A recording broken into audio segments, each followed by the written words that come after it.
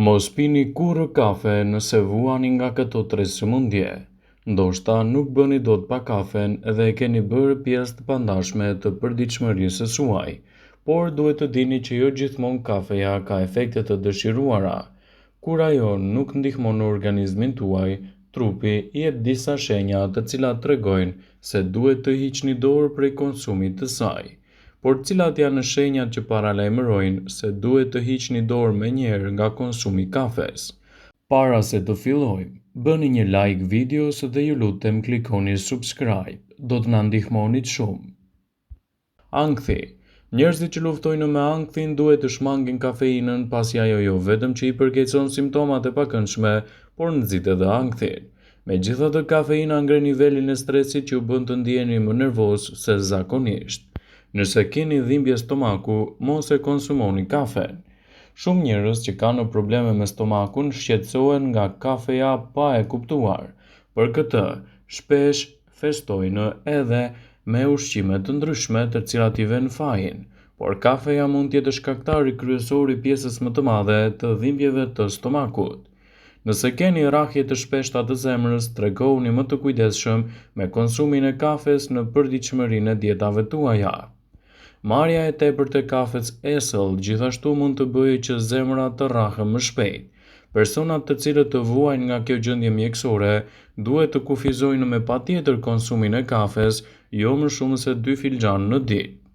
Nëse kafeja ju shkakton të dridhura, tregoni të kujdesshëm dhe reduktoni konsumin e saj. Kafeina përshpejton sistemin nervor qendror që mund t'ju bëjë të ndjeheni më shumë nervoz. Nëse kafeja reagon me dridhje të pakontrollueshme pasi hyn në organizëm, kufizojeni rreptësisht konsumin e saj pasi është një nga arsyet pse po përjetoni këto simptoma. Kafeja e tepërt në organizëm mund të shoqërohet gjithashtu edhe me dhimbje koke. Edhe pse një sasi e vogël kafeja mund të ndikojë në dhimbjet e kokës, tejkalimi I dozës së duhur të kafes mund të shkaktojë dhimbje të kokës. Në këtë rast, flasim për një sasi prej 5 ose më shumë filxhan kafe në ditë. Nëse bëni pjesë në këtë kategori, tregoni të kujdesshëm me konsumin e kafes, pasi mund të ndikojë negativisht në çdo aspekt të shëndetit tuaj. Për shumë njerëz, pirja e kafes në mëngjes është një nevojë dhe domosdoshmëri e rregullt. Kafeja mund të rrisë nivelin e energjisë, të hapë syt në varësi të antioksidantëve dhe mund të mbrojë gjithashtu zemrën, gjithashtu edhe trurin tuaj. Kafeja mund të rrisë aciditetin në stomak. Ekspertët thonë një zëri se njerëzit të cilët të vuajnë nga refluksi I acidit dhe probleme të tjera të zorrëve duhet të jenë të kujdesshëm me konsumin e kafes. Ata sqarojnë se kujdesi është I nevojshëm sepse kafeina nxit simptomat e refluksit dhe I përkeqëson më shumë ato. Njerëzit të cilët të vuajnë nga aciditeti I lartë ose probleme të tjera duhet të tregohen të kujdesshëm me shtimin e kafes dhe kafeinës në dietën e tyre, pasi dihet se ndikon negativisht në çdo proces të shëndetit dhe përkeqëson më shumë gjendjen tuaj shëndetësore. Kafeja është e mirë të konsumohet brenda normave të rekomanduara dhe asnjëherë nëse vuani nga shqetësime të caktuara mjekësore. Kafeja është kthyer në një mit për shumë persona në ditët moderne, të cilët kanë krijuar gjithashtu një varësi të plotë prej saj dhe nuk mund të jetojnë dot pa konsumuar të paktën 1 deri në 2 filxhan kafe çdo ditë.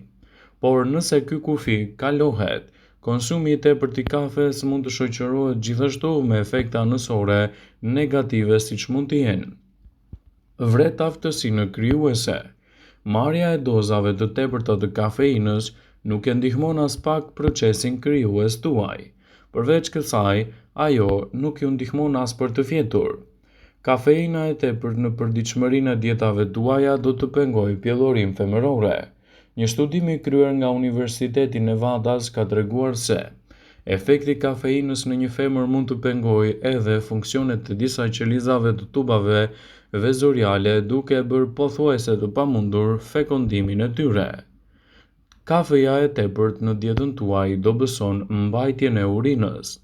Meshkujt duhet jenë më të kujdesshëm me konsumin e kafes në qoftë se nuk mund të zhvillohet ose përkeqësohet mosmbajtja e urinës, Përfundimisht, ky studim i kryer nga Universiteti i Alabamas në SBA ka treguar se pirja e tepërt e kafes mund të ndikojë në dobësinë e ndjenjës së urinimit dhe ta përkeçojë atë gjithmonë edhe më shumë.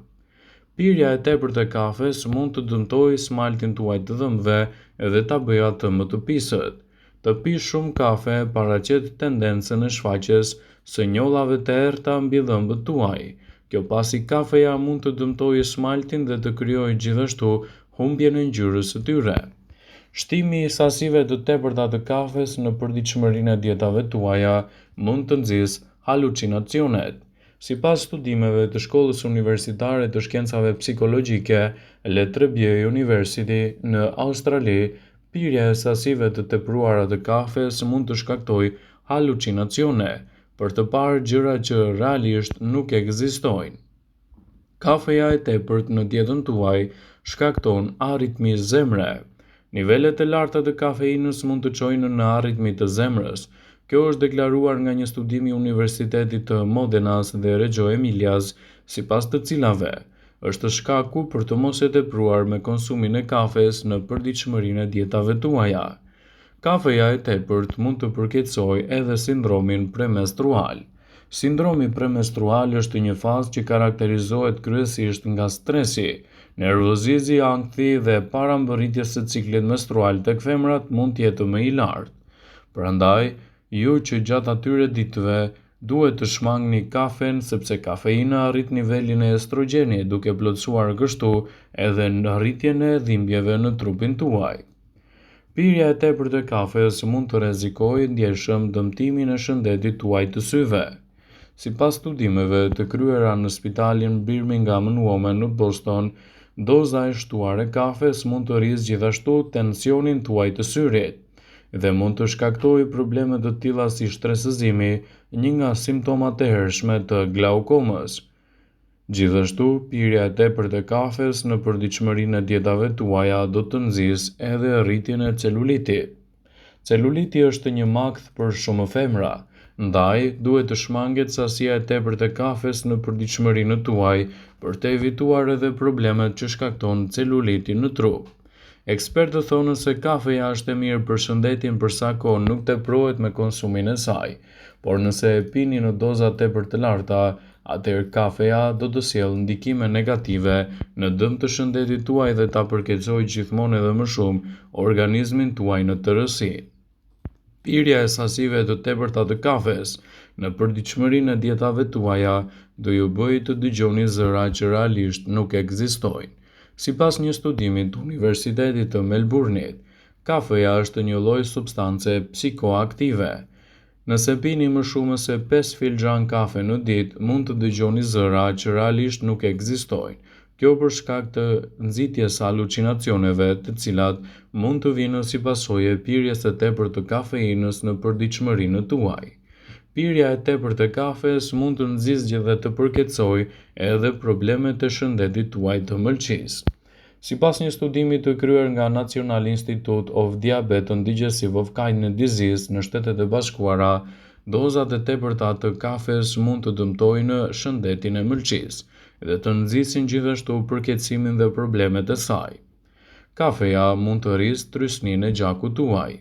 Studimi i kryer nga Carnegie Mellon University tregoi se kafeja mund të stimulojë rritjen e shpeshtë të rrahjeve të zemrës dhe mund të përkeçojë gjithashtu edhe problemet tuaja të frymëmarrjes. Pirja e kafes në dietën tuaj duhet të bëhet sipas rekomandimeve tuaja të mjekut dhe gjithashtu nuk duhet të teprohet me sasinë e saj. Kafeja e tepërt në organizmin tuaj mund të nxjisë nervozizmin dhe t'ju bëjë të jeni të paarsyeshëm. Një frymëmarrje jo e mirë mund të pengojë transmetimin e mirë të oksigjenit në tru, çka dëmton kështu edhe procesin e vendimarrjes. Ekspertët thonë se kafeja është e mirë për shëndetin dhe një i rritur duhet ta konsumojë atë pa e tepruar në dietën e tij. Pirja e tepërt e kafes mund të nxjisë dhe të përkeçojë problemet e pagjumësisë. Kafeja mund të shkaktojë gjithashtu probleme me gjumin nëse pihet menjëherë në mbrëmje. Ajo do të nxjisë edhe probleme të tjera, ndaj tregoni të kujdesshëm me sasinë e kafes që shtoni vazhdimisht në dietat tuaja ditore. Vëmendje, Ju bëj me dije se informacionet në këtë video kanë për qëllim që të plotësojnë, të mos zhvendësojnë në këshillat e mjekut tuaj ose ato të ofruesit të kujdesit tuaj shëndetësor, dhe nuk kanë për qëllim që të mbulojnë të gjitha përdorimet e mundshme, masat paraprake, ndërveprimet ose dhe efektet e tyre negative për shëndetin tuaj. Pasi ta dëgjonit këtë video, do ju ftoja t'i bënit like dhe ta shpërndanit atë në profilin tuaj në mënyrë që të informohen dhe miqtë e tu.